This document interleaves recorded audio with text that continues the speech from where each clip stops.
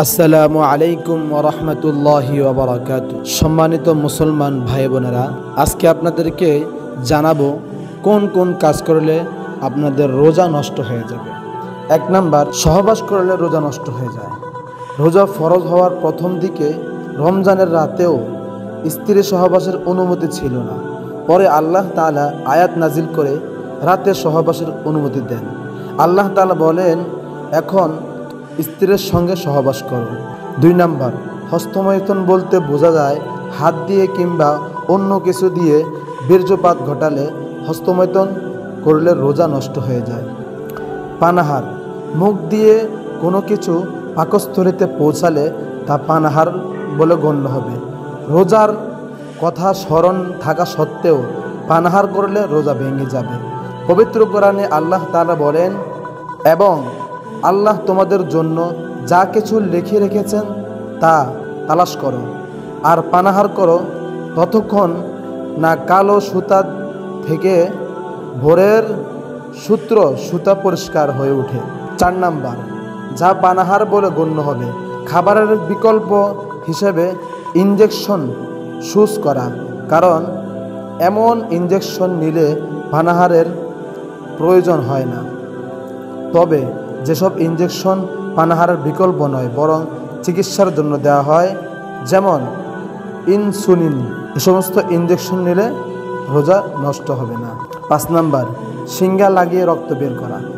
শিঙ্গা লাগিয়ে রক্ত বের করলে রোজা নষ্ট হবে। নবী করিম সাল্লাল্লাহু আলাইহি ওয়াসাল্লাম বলেন, যে ব্যক্তি শিঙ্গা লাগায় ও যার শিঙ্গা লাগানো হয় উভয়ের রোজা নষ্ট হয়ে যায়। 6 নাম্বার, ইচ্ছাকৃত বমি করা। ইচ্ছাকৃতভাবে বমি করলে রোজা নষ্ট হয়ে যাবে। নবী করিম সাল্লাল্লাহু আলাইহি ওয়াসাল্লাম বলেছেন, যে ব্যক্তি অনিচ্ছাকৃতভাবে বমি এসে যায় তাকে ওই রোজার কাজা আদায় করতে হবে না, কিন্তু যে ব্যক্তি স্বেচ্ছায় বমি করবে তাকে সেই রোজার কাজা আদায় করতে হবে। 7 নম্বর, ঋতুস্রাব। হায়েজ ও নেফাস বা ঋতুস্রাব ও প্রসবকালীন স্রাব শুরু হলে রোজা নষ্ট হবে। নবী করিম সাল্লাল্লাহু আলাইহি ওয়াসাল্লাম বলেছেন, যখন নারীদের ঋতুস্রাব হয় তখন কি তারা নামাজ ও রোজা ত্যাগ করবে না? বুখারী শরীফের হাদিস।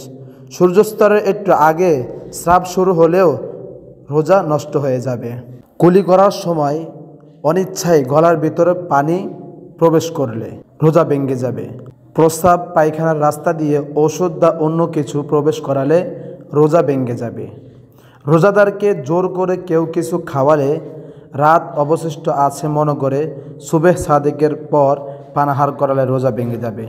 ইফতারের সময় হয়েছে ভেবে সূর্যাস্তের আগেই ইফতার করলে, মুখ ভরে বমি করলে রোজা ভেঙে যাবে। জোরপূর্বক সহবাস করলে, এক্ষেত্রে স্ত্রী শুধু কাজা করতে হবে এবং স্বামীর কাজা কাফারা দুইটাই করতে হবে। ভুলবশত কোনো কিছু খেয়ে রোজা ভেঙে গেছে ভেবে ইচ্ছা করে আরও কিছু খেলে, বৃষ্টির পানি মুখে পড়ার পর তা খেয়ে ফেললে রোজা ভেঙে যাবে। কান বা নাক দিয়ে ওষুধ প্রবেশ করালে রোজা ভেঙে যাবে।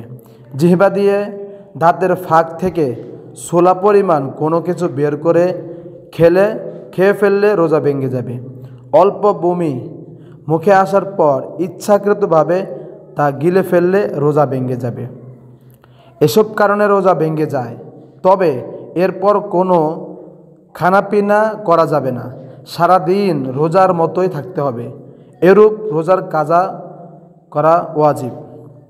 যেসব কারণে রোজা মাকরুহ: বিনা ওজরে কোনো জিনিস মুখে দিয়ে চিবানো, গরমের কারণে বারবার কুলি করা, টুথ পাউডার, পেস্ট, কয়লা বা অন্য কোনো মাজন দ্বারা রোজার দিনে দাঁত পরিষ্কার করলে রোজা মাকরুহ হয়ে যাবে।